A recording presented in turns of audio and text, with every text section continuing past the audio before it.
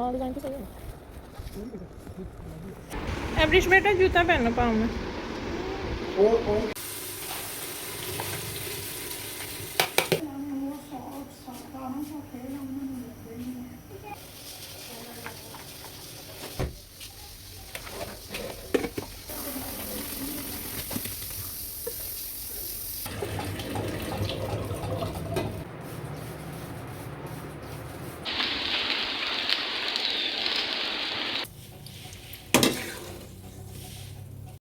अस्सलाम वालेकुम my YouTube family, कैसे हैं आप सब लोग जी। उम्मीद है सब ठीक ठाक होंगे। तो मैं यहाँ पे आई थी शूज़ शॉपिंग करने के लिए। मेरा ना जो जूता है जो घर में पहनने के लिए रफ़ चप्पल होती है ना, बड़ी हार्ड है और मेरे पाँव में बड़ा दर्द होता है। मुझे था कि पाँव की एड़ियों में अक्सर दर्द होता है ना, शायद यूरिक एसिड वगैरह हाई हो जाता है इसलिए। तो मैं डॉक्टर के पास गई, टेस्ट वगैरह करवाए, लेकिन उन्होंने बोला कि आप अपनी चप्पल चेंज करके देखें। इसलिए फिर मैं यहाँ आई थी कि कोई सॉफ्ट चप्पल मुझे मिल जाए ना, वो मैं ले लूँ। उस दिन तो फिर मुझे नहीं मिली थी क्योंकि उन्होंने कहा कि अभी माल लेने गए हुए हैं। खैर नेक्स्ट डे फिर मुझे मिल गई थी, तो उससे मेरे पाँव को वाकई बड़ा सुकून रहा है।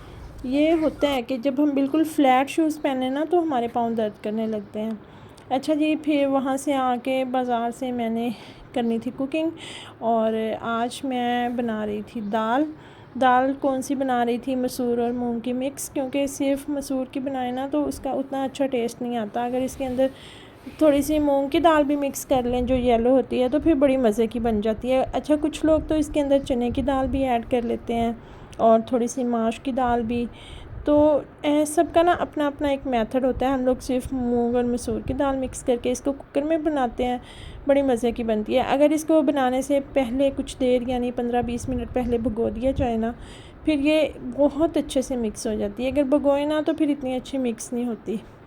और हस्बैंड, आपको मैंने बताया था, पोस्ट भी की थी कि वो बीमार हैं, उनके लिए दुआ करें। खैर अब वो काफ़ी बेहतर है, उनको हीट स्ट्रोक हो गया था तो डॉक्टर ने उनसे बोला था कि 2-3 दिन ना आपने बिल्कुल नरम ग़िज़ा लेनी है।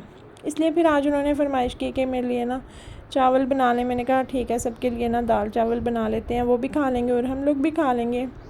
मोहम्मद वैसे इतने शौक़ से चावल नहीं खाता, तो मैंने सोचा था कि आटा भी पड़ा हुआ है गूंदा हुआ, अगर उसने कहा तो फिर मैं उसको रोटी बना दूँगी। अदरवाइज़ अगर उसका दिल हुआ तो वो चावल खा लेगा। उसने भी खैर चावल ही खा लिए थे थोड़े से। और यहाँ पर जी साथ में जो फ्रूट आया मैंने उसको भी वॉश कर दिया ताकि फिर इसका थोड़ा सा पानी निकल जाए ना, फिर इसको फ्रिज में रख दूँगी। और यहाँ पे मैं तैयारी कर रही थी चावलों को निचोड़ने की। चावल मेरे उबल गए थे और ये देखें जी, ऐसे मेरे पास ये टोकरी है, इसके अंदर बिल्कुल बारीक सुराख है, यानी इनमें से चावल गुज़रते नहीं हैं। तो इसमें से मैं इसको छान लेती हूँ और थोड़ी देर हवा लगने के बाद ना फिर ये डाल देते हैं दोबारा से पतीले के अंदर। अच्छा, ये जो चावल है ना बहुत ज़बरदस्त हैं, बड़े ज़बरदस्त चावल हैं। वो इस सेंस में कि बिल्कुल एक तो साथ नहीं जुड़ते। अगर कभी ऐसा होता है ना कि ज़्यादा गल भी जाएँ तो चिपकते नहीं हैं, लंबे होते हैं।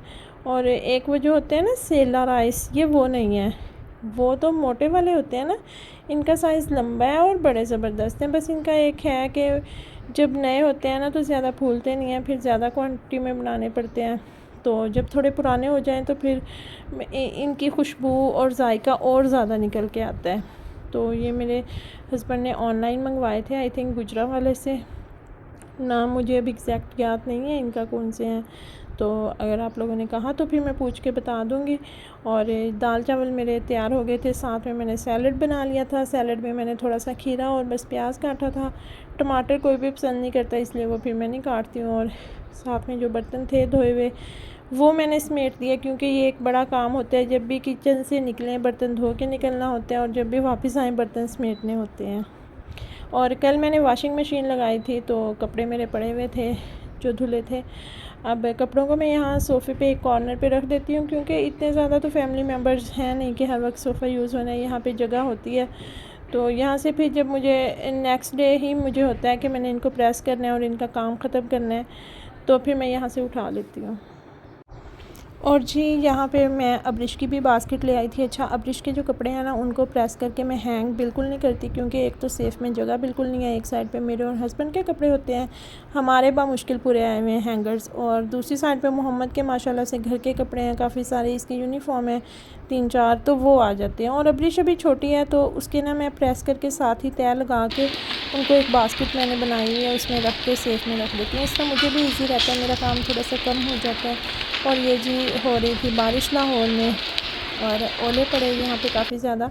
मैं तो सरगोदा में रहती हूँ, मैं लाहौर में नहीं रहती, ये मेरे खाला रहती हैं लाहौर में ना। उन्होंने ये वीडियो क्लिप भेजा था तो मैंने कहा चलिए आप लोगों के साथ भी शेयर कर दूँ।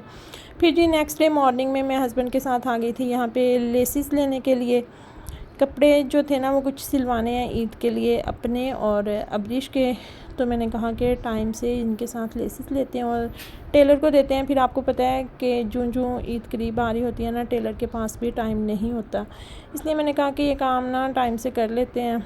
तो फिर कुछ कलर वगैरह मैच होने में करने में इस तरह ना थोड़ा टाइम हमें यहाँ पे लग गया था। शेड्स आपको पता है मैच करने में थोड़ा हो जाता है, इतनी जल्दी चीज़ें मैच नहीं होती। वहाँ से आए तो फिर दोबारा से मेरी वही सेम रूटीन के मैंने बनानी थी हांडी और आज मैं बना रही थी भिंडी। आधा किलो भिंडी हमने ली थी और यकीन माने इसमें से भी ना सालन बच जाता है, पता नहीं इतना कम खाते हैं हम लोग। वैसे 2-3 लोग हैं, अबरीश तो अभी कुछ उसने खाना भी होता है वो सिंपल रोटी का टुकड़ा लेके खा लेती है और मोहम्मद, मैं और उसके बाबा ही हैं, हम 3 फैमिली मेम्बर्स। तो बस आधा किलो हमें काफ़ी रह जाता है। ये कि अगर आधा किलो से कम लें तो फिर मुझे पकाने का भी मज़ा नहीं आता। मैं कहती हूँ कुछ तो हो ना सब्ज़ी के जिसको पकाया जाए।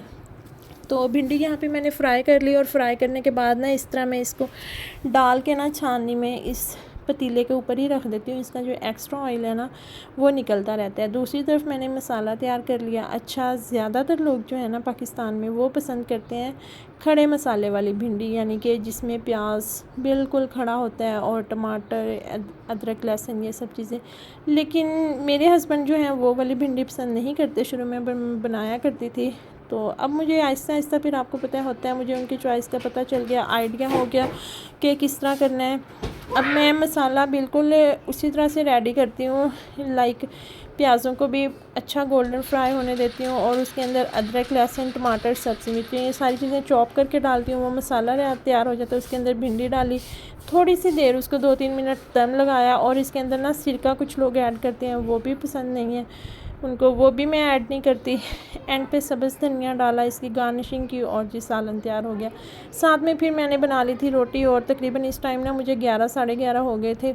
उसके बाद फिर अबरीश को शावर देना था, मोहम्मद ने स्कूल से आना था। इस तरह ना मतलब काफ़ी बिज़ी रूटीन होती है, काम होते हैं करने वाले। तो मुझे होता है कि बस सालन ज़रा टाइम से तैयार हो जाए ना, क्योंकि आगे आगे जैसे गर्मियाँ आ रही हैं तो जितनी दोपहर होती जाती है ना उतना मुश्किल होता जाता है किचन में काम करना। एक तो मेरा मसला है, इस दफ़ा वैसे मैं डॉक्टर के पास जाऊँगी, जैसे जैसे गर्मी का मौसम आता है मेरे सर को ना ऐसे सर मेरा गर्मी में घूमने लगता है। वैसे नॉर्मल टेम्परेचर हो तो फिर बिल्कुल ठीक रहता है, ये शायद कोई मेरा मेडिकल इशू है या क्या सीन है, कोई समझ नहीं इतनी ख़ास मुझे ना लग रही। खैर इसका भी करेंगे कुछ। और जी यहाँ पे फिर हम खा रहे थे खाना और मैंने अब देख लें कोशिश करके ना व्लॉग में रेगुलर होने की कोशिश कर रही हूँ शूट करने में। अल्लाह ताला खैर करेगा जी। बस यहीं तक था मेरा आज का व्लॉग। बाय बाय, अल्लाह हाफिज़।